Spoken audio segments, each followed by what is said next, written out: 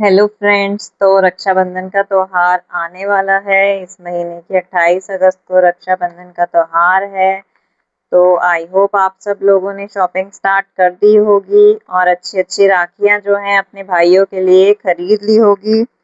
और सभी बहनें चाहती हैं कि अपने भाइयों को अच्छी से अच्छी राखी बांधे और सुंदर से सुंदर राखी जो है उनकी बहनें अपने भाइयों को बांधे। तो आप सबका स्वागत है मेरे यूट्यूब चैनल शिव की दीवानी में। आज हम बात करेंगे कि रक्षाबंधन पर हमें कौन कौन से कार्य हैं जिन्हें करने से हमें बचना चाहिए, जो कार्य हमें बिल्कुल भी नहीं करने चाहिए। तो आइए बात कर लेते हैं। तो ये देखिए, ऐसे कुछ प्लेट्स जो है रक्षाबंधन के लिए मैं लेकर आई हूँ। आपको कैसी लगी मुझे कमेंट्स करके बताइएगा। ये छोटी छोटी सी प्लेट्स होती हैं, बहुत ही सुंदर लगती हैं।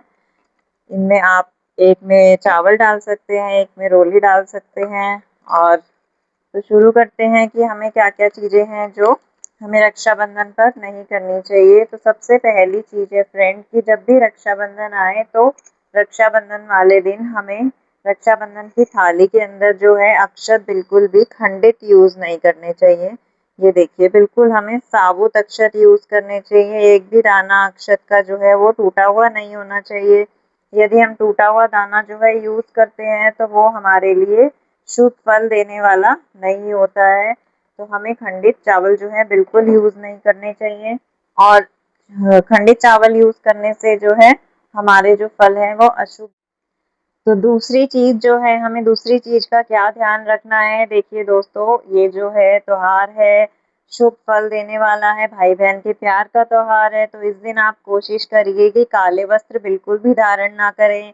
कई बार क्या होता है, हम सोचते हैं कि हम काले वस्त्र पहन लेते हैं तो हम अच्छे लगेंगे, लेकिन ऐसा आप यकीन मानिए कि काले वस्त्र जो हैं अशुभ फल देने वाले तो नहीं होते हैं, लेकिन फिर भी एक जो पॉजिटिव वाइब्स होती हैं उनको थोड़ी नेगेटिव में ना बदले। तो आप कोशिश करें ना तो भाई इस दिन काले वस्त्र पहने और ना ही बहन को ही काले वस्त्र पहनने चाहिए। उसके बाद हम बात करते हैं कि हमें किस तरह की राखी खरीदनी है। देखिए फ्रेंड्स, जो ये राखी है इसमें लाल धागा लाल सूत है। तो आप कोशिश करें बहनें जब भी राखी खरीदें तो वो लाल सूत या पीला सूत उस धागे में जरूर होना चाहिए। एक लाल सूत जो होता है, जब भी हमारी राखी में लाल रंग का धागा होता है तो उससे हमारे भाई को जो है बहुत ही अच्छी आगे करियर में ग्रोथ मिलती है, वो बहुत ही आगे बढ़ता है।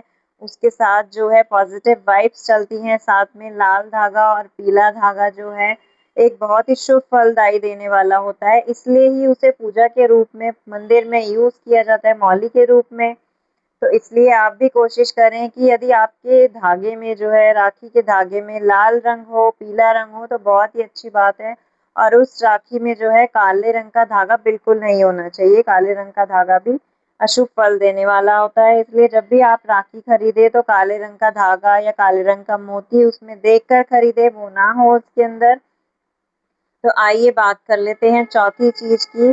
चौथी चीज ये है फ्रेंड्स कि जब भी आप रक्षाबंधन का त्योहार मनाएं, जब भी आप अपने भाई को राखी बांधे तो आप इस बात का ध्यान रखें कि आपका भाई जो है दक्षिण दिशा में ना ही बैठा हो, क्योंकि दक्षिण दिशा में बैठकर राखी नहीं बांधी जाती है। कोशिश करें कि अपने भाई को या तो उत्तर दिशा में बिठाएं या फिर पूर्व दिशा में बिठाएं। कभी भी दक्षिण दिशा में बैठकर राखी ना बांधे, ना तो आप स्वयं बैठे और ना ही अपने भाई को बैठने दें। इससे भी जो है हमें अशुभ फल मिलता है, क्योंकि दक्षिण दिशा जो होती है वो हमारे पितरों की होती है, इसलिए उस दिशा में ना बैठे।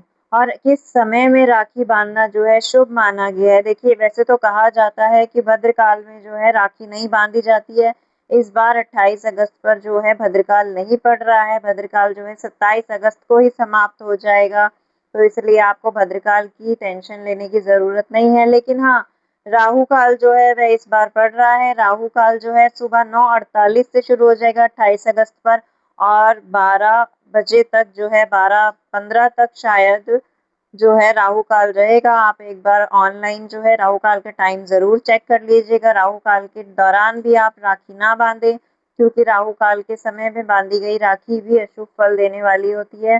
इसलिए आप इन सब समय का जो है ध्यान रखें। और इस बार चंद्र ग्रहण भी लगने जा रहा है रक्षाबंधन के दिन, लेकिन चंद्र ग्रहण के लिए आपको परेशान होने की ज़रूरत नहीं है, क्योंकि चंद्र ग्रहण का प्रभाव जो है वो भारत में नहीं रहेगा, वो यूरोप के देशों में रहेगा, तो इसलिए यहाँ पर उसका सूतक बिल्कुल भी मान्य नहीं होगा। आप इसलिए चंद्र ग्रहण की जो है कोई भी विचार अपने मन में ना ही लेकर आए। तो फ्रेंड्स, पांचवी जो चीज है वो ये है कि इस दिन आपको भूल कर भी अपनी बहन का या किसी भी महिला का जो है अपमान नहीं करना चाहिए, उनसे लड़ाई झगड़ा नहीं करना चाहिए। अपमान करने से और लड़ाई झगड़ा या तू तू मैं करने से जो है आपको बचना चाहिए, क्योंकि जब एक बहन जो है आपके घर आती है, आपके घर पर आकर वो आपके सारे कष्ट जो है हर लेती है और आपको बहुत ही अच्छे फल देती है जीवन में। तो इसलिए अपनी बहन के साथ रक्षाबंधन पर बहुत ही खुशी से रहें, प्रेम से रहें, उसको स्पेशल फील करवाएं, क्योंकि ये दिन जो है ये बहनों का दिन है। जैसे आपके लिए करवा चौथ पर एक दिन आता है पत्नियों का दिन, तो रक्षाबंधन जो है वो बहनों का दिन है, इसलिए इस दिन बहनों को स्पेशल फील जरूर करवाएं, उनका ध्यान रखें, उन्हें मिठाई जरूर खिलाएं जब वो आपको मिठाई खिलाएं तो। और एक चीज और है, बहनों के लिए है ये स्पेशल। बहनों को क्या करना है, एक नारियल लेकर आना है। वो नारियल जो है जब आप अपने भाई की टीका करें, अपने भाई का तिलक करें, उसको राखी बांधें, तो वो नारियल आपको अपने भाई की झोली में जरूर देना है। नारियल इसलिए दिया जाता है क्योंकि नारियल जो होता है सुख समृद्धि और धन धान्य का प्रतीक होता है। और जब आप नारियल अपने भाई को देते हैं तो वो उसके जीवन में सुख, शांति, वैभव और धन की प्राप्ति लेकर आता है। वो नारियल अपने भाई को ही देकर आए उसकी गोदी में। और जब भी आप तिलक कर लें तो तिलक में से पैसे जब आप ले लें तो उसमें उस थाली को आपको खाली नहीं छोड़ना है, उसमें आप 1 रुपए का सिक्का या 10 रुपए जो है उसमें रखकर अवश्य ही छोड़ें। थाली को खाली ना छोड़ें जब तक कि रक्षाबंधन पूरे दिन का समाप्त नहीं हो जाता। तो ये सब चीज जो हमें रक्षाबंधन के दिन नहीं करनी थी, इन सब चीजों का हमें ध्यान रखना था। और एक टिप मैं अपनी तरफ से देना चाहूंगी कि यदि भाई छोटे हैं तो कोशिश करें कि रक्षाबंधन वाले दिन अपनी बहनों के पैर जरूर छुएं, पैर छूकर आशीर्वाद लें, क्योंकि बड़ी बहन जो होती है वो उनका माँ की तरह ही ध्यान रखती है, उनको माँ उनके लिए माँ के समान होती है। इसलिए अपनी छोटी बहन का चाहे आप पैर ना छुएं, पर वैसे आप छोटी बहन के भी छू सकते हैं, पर अगर आप बड़ी बहन के पैर छुएंगे तो आपको बहुत ही जीवन में तरक्की मिलने जा रही है। तो यही था इस वीडियो में। यदि आपको वीडियो पसंद आई हो तो प्लीज़ लाइक करें, कमेंट करें और चैनल को सब्सक्राइब करें। राधे राधे।